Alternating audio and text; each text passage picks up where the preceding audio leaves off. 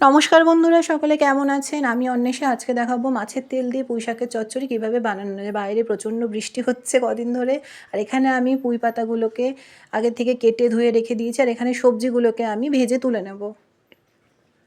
তো তারপরে আমি সবজিগুলোকে তুলে নিয়ে কড়াইতে সর্ষের তেল 5 ফোড়ন দিয়ে তাতে আমি পেঁয়াজ কুচি অ্যাড করে দিলাম। তারপরে আমি কাঁচা লঙ্কা অ্যাড করে দিলাম। তারপরে মাছের তেলটা অ্যাড করে আমাদের নাড়াচাড়া করতে হবে। তাতে আমি অ্যাড করে দিলাম নুন, ভেজে রাখা সবজিগুলোকে দিয়ে আমাদের অ্যাড করে দিতে হবে জিরের গুঁড়ো, লঙ্কার গুঁড়ো, হলুদ গুঁড়ো। আমাদের এটাকে নাড়াচাড়া করে যেতে হবে ক্রমাগত। তো মাছের তেল থেকে প্রচণ্ড তেল ছেড়েছে, তো আমি এখানে এবার অ্যাড করে দেব পুঁই পাতাগুলোকে। তারপরে আমি ঢাকা চাপা দিয়ে দেবো যাতে শাকটা একটু মচে যায়। তো শাকটা মচে গেলে আমি ভালো করে এখানে নাড়াচাড়া করে নেব। তো পাশের গ্যাসে আমার ভাত হচ্ছিল, আর এখানে আমার পুঁই শাকটা প্রায় হয়ে এসছে। আমি এখানে অ্যাড করে দেবো চিনি।